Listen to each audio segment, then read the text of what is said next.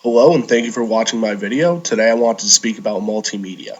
Now, multimedia is using or involving several forms of communication or expression. The way humans communicate with one another has drastically changed throughout the years. A complex approach which required individuals to deliver mail on horseback through the mountains, plains, or even Sahara Desert, commonly known as the Pony Express, has been replaced by a button named send, or how the record player has been changed to an MP3 file on the World Wide Web. In this short 4 to 6 minute video, I'll be explaining how multimedia has helped shape the world as we know it and how it affects our social relationships. First, we have to look at where this technology came from. Music, movies, and entertainment has been around for quite some time now. We as a society have found new ways to access it more easily. Now let's take a look at how humans help shape the way movies are produced. The history of movies, or specifically drama, dates all the way back to ancient Greece. Comedies, tragedies, or satire plays were common genres which were put on. In order to witness the play, the Greeks would have to physically watch the actors perform live. Fast forward to 2016, and the act itself is still the same. However, the approach is completely different. Now we only have to drive about 10 minutes to watch a movie that is being played all around the nation at the exact same time. Or we could just purchase the DVD and watch it at our own convenience. Humans help shape this technology to make it easier to access.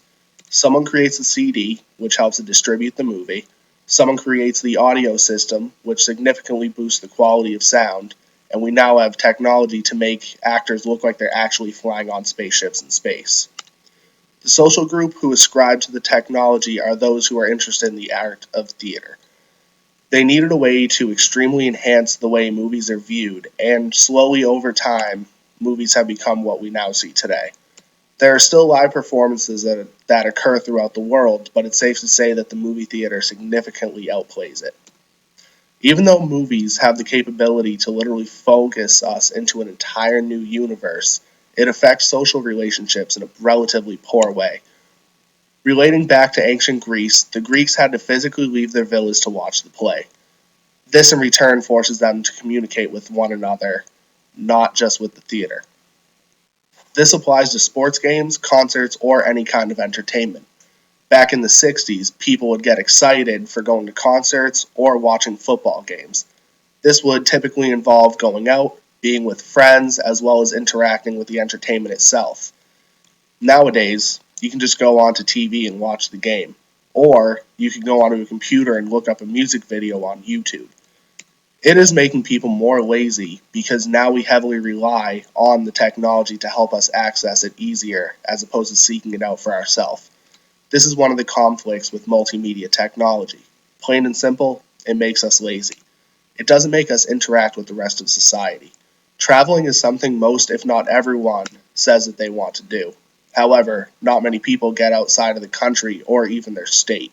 And why is this? Vacations can be very expensive, but a lot of people have the mentality of just looking at photos online of certain places around the world. The seven wonders of the world are truly a sight to see. However, because of multimedia, we can just type in the Grand Canyon into Google and see what it looks like as opposed to seeing it for ourselves. It doesn't have to just be missing out on seeing beautiful views around the world. Most of these places are all around the world, which means new culture, languages, food, and more. This in return divides the world as opposed to bringing us together. The experience of being there significantly benefits our social relationships with one another more than using technology to view it. We are missing out on so much because we can watch videos online just about the country without actually having to travel to it. The technology evolution is slowly making us antisocial with one another. In Jan Chipchak's TED Talk, The Anthropology of Mobile Phones, he states that there are 6.3 billion people on the planet. He goes on to say about 3 billion are connected to a cellular device. Another 2 years and another billion should be connected. He says if you want a big idea, you have to embrace everyone in the planet, meaning it should be a product based on the needs of human behavior. The mobile phone provides instant communication around the world. However, this TED Talk was created 9 years ago in 2007. This was around the time when smartphones were launching into the market. Now you can access pretty much everything you want on your smartphone today.